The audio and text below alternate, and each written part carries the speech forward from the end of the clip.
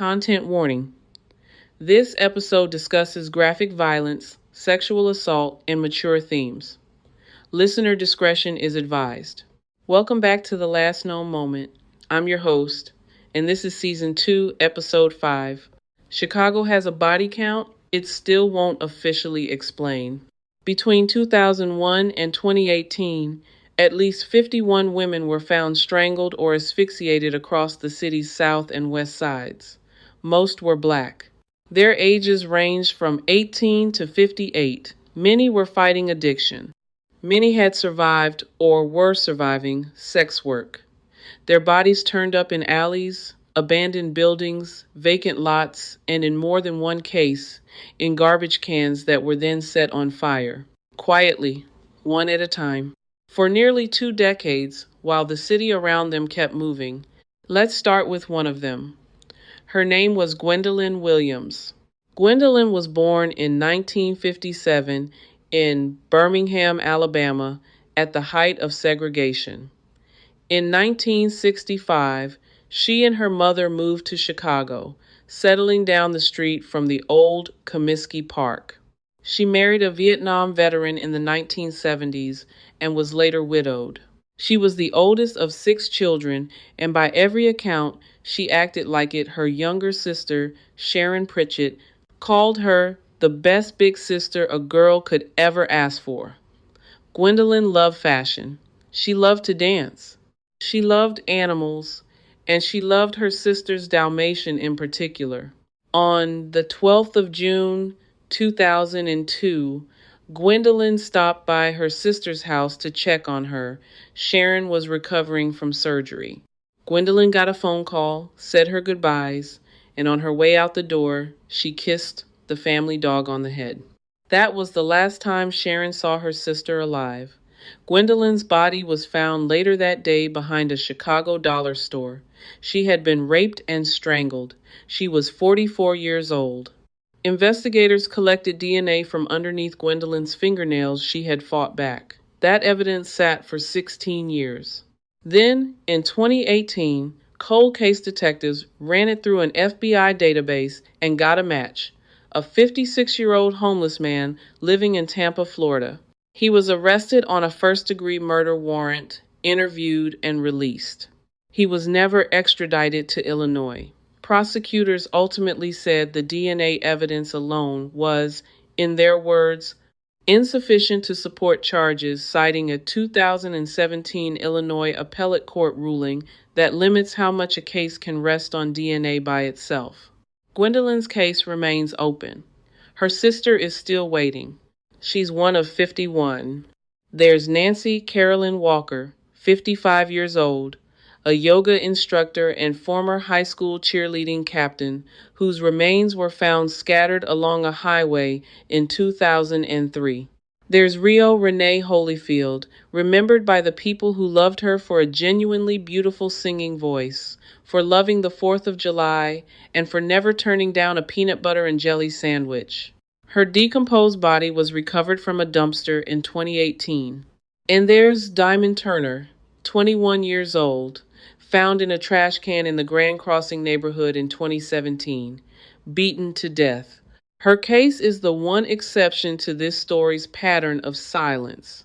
In January of 2020, a man named Arthur Hilliard was charged with her murder after DNA evidence finally came back. Hilliard was already a suspect in a 2018 stabbing death. He has not been charged in any of the other 50 deaths in this pattern, but investigators have said, on the record, that they consider him a person of interest in more than just Diamond's case. Now here's the part that connects all of it.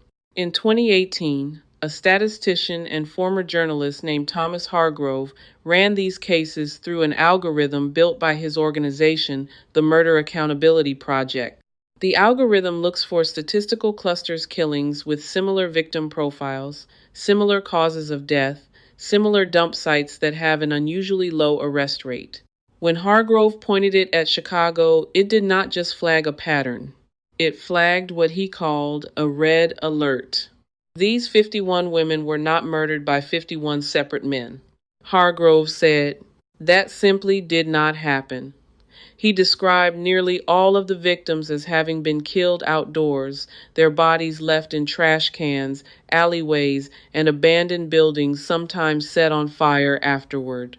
And here's a detail that still hasn't been fully explained. DNA was only ever collected from 18 of the 51 victims, and none of those 18 samples cross-matched with each other.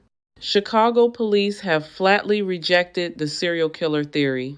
In an official statement, a department spokesperson said, quote, "There is no evidence linking the cases to each other or to suggest there is a serial killer responsible for these homicides," end quote. Every case, they say, is still being investigated individually. In February of 2020, a Roosevelt University journalism professor named John W. Fountain made a decision. Fountain, a former New York Times and Washington Post journalist, had watched years of coverage that fixated on the maybe serial killer angle while the victims themselves disappeared into the background, mischaracterized, when they were characterized at all as, quote, prostitutes and drug addicts, as if that made them disposable. So Fountain and his journalism students built a project called Unforgotten. Over 3 semesters, they profiled 10 of these 51 women not to solve their murders, but to say who they were before they became a statistic. That project is a big part of why we're able to tell you this story tonight instead of just a number. Every June, Chicago also holds an event called the We Walk for Her March, started by a young activist to demand answers for missing and murdered Black women and girls citywide. Not just the 51 connected to this specific pattern. Families show up every year. So do the unanswered questions. Here's what we know for certain. At least 51 women are dead.